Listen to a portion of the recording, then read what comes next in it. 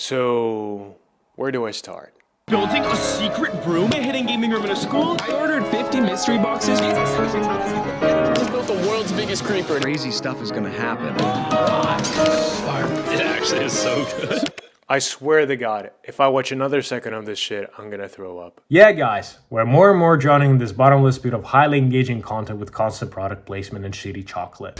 So YouTube has become a giant digital mall. And when it first started, it was a safe place for artists, creators, and everyday people to share their stories, ideas, art, and connect with like-minded people. But lately, it feels like YouTube has shifted into a full shitty marketplace. Big names like MrBeast, Logan Paul, KSI, and many others are no longer just creators. They've become professional marketeers, selling chocolate, hydration drinks, burgers, cookies, courses, building businesses, and optimizing every video for views, engagement, and profit. But the question is, what about artists and other creators? What about those people who still value creativity and authenticity on the platform? Will they keep staying in the shadow overthrown by the big guys? Well, honestly, it's not something that will disappear over time because the platform itself gets tons of profit from it. It will only get bigger. But to understand how artists and creators can still make it on YouTube and get recognized, we need to go back to when all of this mess started. We need to go back to the rise of marketeers on YouTube. Who is a marketeer? Right, it's someone who sells something on the market. And YouTube has already become a marketplace. Do you really believe that the big guys are making these highly engaging videos to show something new to their fans or maybe spread some message? Well, before, yeah, but now they mostly make it so more people can watch ads before their video. If not, why do they care so much if their video didn't go viral? Alright, now we need to focus on these 4 things that have changed everything. These are monetization, audience retention, recommendation page, and MrBeast. Monetization first appeared in 2007, allowing you to earn money from your videos. It made creators move their focus to maximizing views and engagement to increase their revenue. It's pushing creators to make videos that appeal to larger audiences rather than artistic or creative projects. Then, one of the biggest YouTube algorithm updates happened, which prioritized watch time over clicks or views. Before this, things were quite simple. The more clicks and views you got, the more successful you were. And creators began focusing on audience retention, how long they could keep viewers engaged in their videos. And it's not bad. It's important to be a good storyteller. But if everybody keeps telling the same story just with a different voiceover, well, it's not so good. After that, in 2015, YouTube rolled out a trending page in their recommendation system. These pages and features became heavily influenced by algorithm-friendly videos like reactions, prank videos, challenges, and other bullshit. And from that time, the race for virality began, which often favored algorithm-friendly content over more experimental or creative videos. And here's a person who was the last piece of the puzzle and has created a new content era on YouTube. MrBeast. At first, he was just a regular guy with some quite unusual and interesting video ideas. He was the inventor of the so-called MrBeast style video with his fast cuts, jumping captions, viral hooks, and etc. And at first, everybody liked it because it was provocative, new, fresh, and intriguing. But as time goes by, you need to develop yourself. And so has your content. And as for now, the only thing that has developed is the budget MrBeast spends on each video. Nothing more.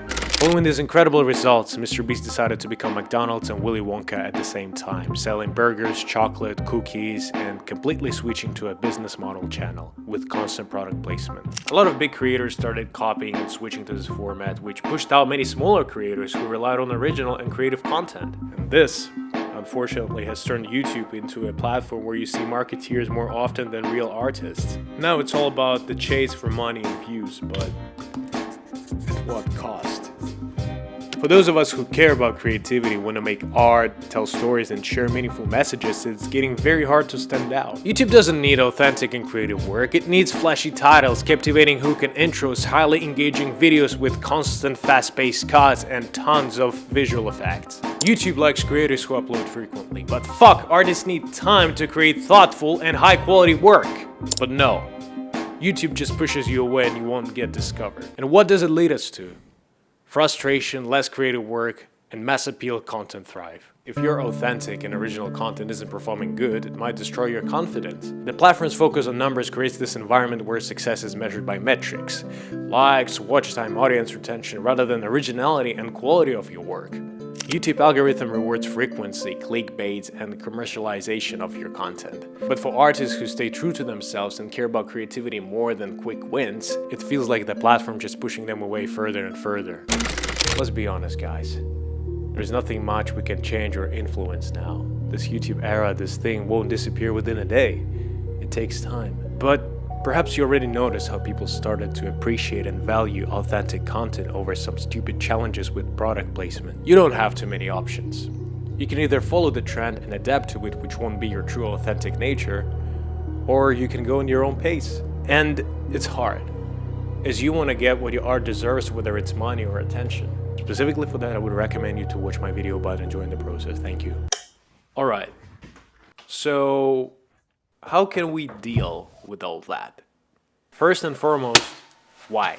Be clear about why you started creating in the first place. What's your message? What do you want to express? And stick to that. Don't think if it's going to be long or short. It will only make you stressed. Your authenticity and art will resonate with the right people, and as the practice shows, you'll be heard. Fuck quantity. You don't need to upload every day to beat the algorithm. Fuck it. Instead, focus on making each piece a masterpiece. Enjoy it with all your heart and all your passion. This quality will attract the right people, those who value your content for real. But don't be a perfectionist, because this is not so good. Find the right people. Surround yourself with people who share your values and your views, who prioritizes art and creativity over algorithm and some numbers. It builds a community of people who wants to share something important with the world without entertaining masses all the time. Very good. Build a community. You know, I might sound like an anime protagonist now, very cheesy, but that's my truth. I want to build a community. I want to build an environment where people can create cool things, collaborate, go huge, and making sure that everybody's heard and seen. I want to make things different, because the true creator's voice right now is just silenced. It's blocked. Nobody can hear that almost. So people can finally start to think, be creative, and be happy. And I need your help for that. Right now I don't have any Discord channels, I don't have any social media almost, but what I do have is my YouTube channel. So guys, if you can subscribe and support me on my way to create this community, I would appreciate it with all my heart. Yeah, let's start creating this community now. There are plenty of people who are considered real artists and real creators on YouTube. They managed to make the most out of it without selling their soul or authenticity. Natalie Ling with her van traveling series, or Life of Riza with her deep cinematic vlogs, Sam Sulek with his daily workouts, and my personal favorite, 𝐀𝐦𝐚𝐳𝐢𝐧𝐠. Well, these guys are just the famous ones, but can you imagine how many artists haven't got recognized yet? You, for example. All of these creators I've just mentioned didn't get where they are within a month.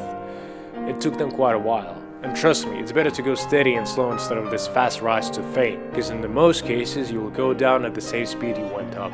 So what is the future of YouTube for artists? Well, it's not all bad. YouTube is still a platform where unique voices can be heard, but we need more of them. The Mr. Beast era will pass for sure. He will be remembered in the same way people remember PewDiePie or other old YouTubers. And this process is happening now, gradually, but it's happening. I don't say we need to get rid of Marketeers or algorithm-friendly content on YouTube entirely, because this will never happen and it shouldn't. Because people need entertainment. They need something quick, easy, and funny to consume, and let them do that. We need guys like 𝐼𝐸𝐴, KSI, Logan Paul, Aiden Ross to entertain the masses, even though their content might be stupid and meaningless. What we need is balance. Marketeers can still do their thing, but we need to keep fighting for the space for true creatives. So artists like you can still create, find people who value your work, and make a living out of it. This will happen, for sure. Let's just stick together, collaborate, and don't forget about your true artistic, authentic nature. Love you all guys, bye.